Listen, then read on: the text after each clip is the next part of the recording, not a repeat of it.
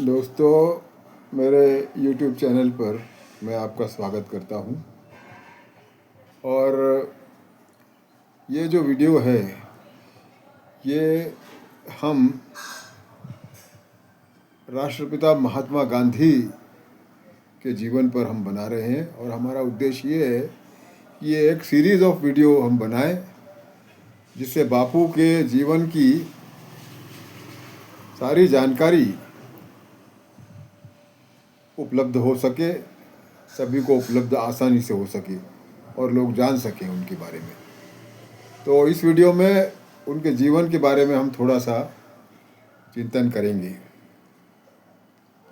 मोहनदास करमचंद गांधी जी का जन्म सन 1869 की 2 अक्टूबर को पोरबंदर गुजरात में हुआ। इनके पिता करमचंद गांधी राजकोट दरबार के दीवान थे और इनके पूर्वज अन्न धान्य का व्यापार किया करते थे।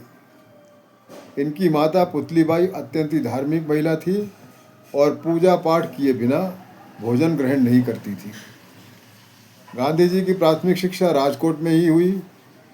अपनी आत्मकथा सत्य के प्रयोग में वे लिखते हैं कि वे अत्यंत सामान्य बुद्धि के और शर्मीले स्वभाव के विद्यार्थी थे।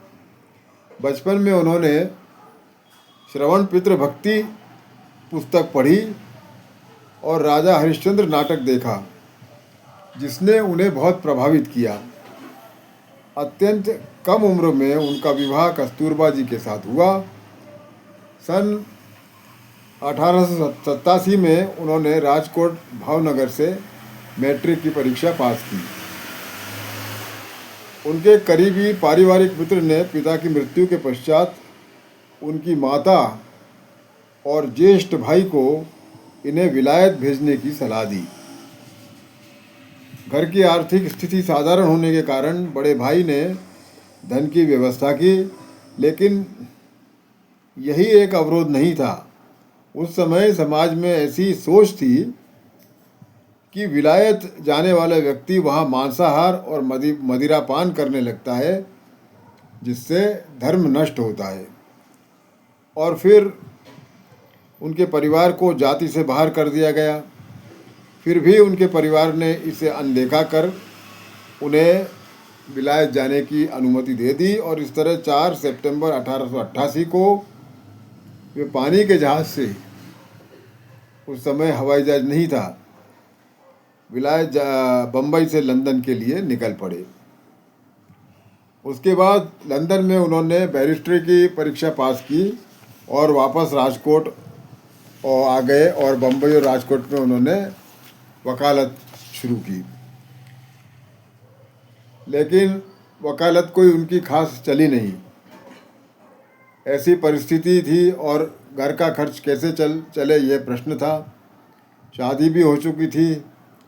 तभी उनके बड़े भाई के मित्र अब्दुल करीम शेठ, जिनका दक्षिण अफ्रीका में व्यापार था, उन्होंने मोहनदास गांधी को अफ्रीका आकर उनके कोर्ट मामलों में मदद करने का प्रस्ताव रखा।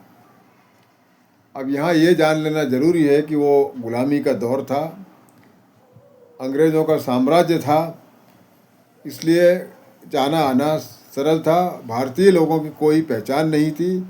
हम ब्रिटिश इंडियन के नाम से जाने जाते थे।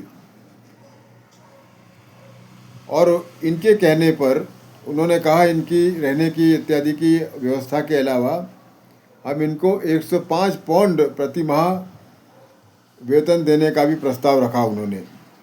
यह रकम उस जमाने के हिसाब से काफ़ी होती थी।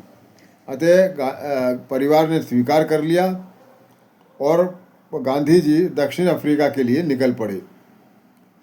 उन दिनों हवाई जहाज़ नहीं हुआ करते थे, अतः पानी के जहाज़ से यात्रा करनी पड़ती थी, जिसमें काफ़ी समय लगता था। इस तरह वे डरबन पहुँचे। वहाँ जाने पर उन्हें पता चला कि कोर्ट के मामले प्रिटोरिया शहर में चलते हैं, अतः उन्हें वहाँ जाने के लिए कहा गया। इसके लिए उन्होंने रेल से प्रवास किया। लेकिन उन दिनों दक्षिण अफ्रीका में रंगभेद की नीति प्रचलित थी।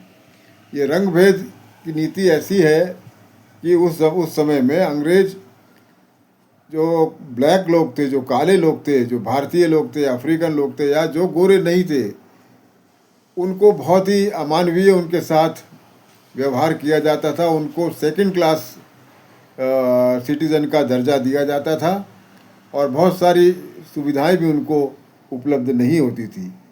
इस नीति को अपार्थाइड के नाम से जाना गया और ये दक्षिण अफ्रीका में बहुत प्रचलित थी।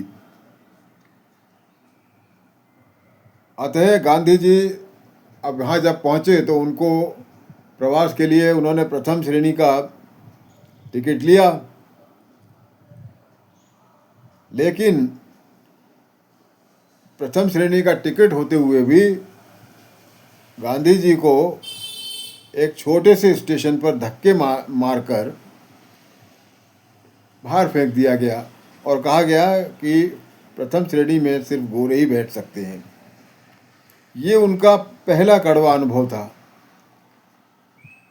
बाद में यहाँ रहते हुए उन्हें और भी अनुभव आए और वहाँ के भारतीय लोगों पर जो अन्याय व अत्याचार हो रहे थे उनके लिए उन्होंने सत्याग्रह आंदोलन किए और जिस काम के लिए वो 1 वर्ष का समय लेकर गए थे वहाँ उन्हें 15 साल रहना पड़ा।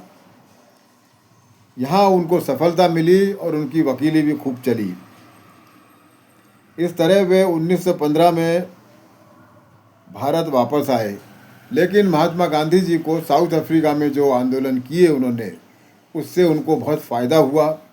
उनको बहुत अंग्रेज़ों का सब समझ में आया और वो इस तरह जब 1915 में भारत वापस आए और आते ही उन्होंने लोकमान्य तिलक और बाल कृष्ण गोखले से मुलाकात की। ये लोग भी आज़ादी की लड़ाई में लगे हुए थे और इनकी प्रेरणा और मार्गदर्शन से गांधी जी स्वतंत्रता संग्राम में समर्पित हो गए और आखिर में बाद में उन्होंने इसका नेतृत्व किया। अपनी अहिंसा की नीतियों से उन्होंने कई आंदोलन किए, जैसे स्वदेशी आंदोलन, विदेशी वस्तुओं का बहिष्कार, खादी का आविष्कार, दांडी मार्च, नमक आंदोलन, अंग्रेजों भारत छोड़ो, क्विट इंडिया, करो या मरो, ऐसे कई आंदोलन किए। उनके इस आह्वान पर डू और डाई करोड़ों की संख्या में सामान्य जनता जनार्दन सड़कों पर आ गई, जिससे अंग्रेज सरकार घबरा गई और देश को उनके शासन से मुक्त करने के लिए राजी हो गई। महात्मा गांधी के नेतृत्व में जो संघर्ष हुआ वो हमारे देश की आज़ादी के लिए निर्णायक दौर का संघर्ष था। उससे पहले क्रांतिकारियों के आंदोलन में असंख्य क्रांतिकारियों ने अपने प्राणों को भी देश के लिए समर्पित कर शहीद हो गए। महात्मा गांधी गौतम बुद्ध के सच्चे अनुयायी थे। भगवान बुद्ध ने कहा, यदि हमें शत्रुता का नाश करना है तो मित्रता करनी पड़ेगी। यदि शत्रुता की तो ऐसा करने से शत्रुता और बढ़ेगी और सारी दुनिया का विनाश हो जाएगा। भगवान गौतम बुद्ध की इसी सीख को बापू ने आत्मसात किया और सविनय अवज्ञा जैसे आंदोलन किए, जिसमें लोगों ने अंग्रेज़ों के अत्याचार सहे पर पलट कर वार नहीं किया और उनके आदेश की अवज्ञा की। करोड़ों की संख्या में जब लोग सड़कों पर उतरे तो अंग्रेज़ों के पांव तले की ज़मीन खिसक गई और वे समर्पण के लिए बाध्य हो गए। दिनांक 20 जनवरी को बापू पर हमला करके उनकी हत्या करने का प्रयास किया गया, लेकिन यह हमला असफल हो गया और हत्यारे भाग गए। लेकिन 30 जनवरी 1948 को हत्यारे नाथूराम गोडसे ने और उनके साथी एक बार फिर आए और बापू को सामने से गोली मारकर उनकी हत्या कर दी। भगवान बुद्ध कहते थे, मैं कह रहा हूँ इसलिए किसी बात को सच मत मानो, अपने स्वयं के विवेक के प्रकाश में उसको परखो, तभी मानो।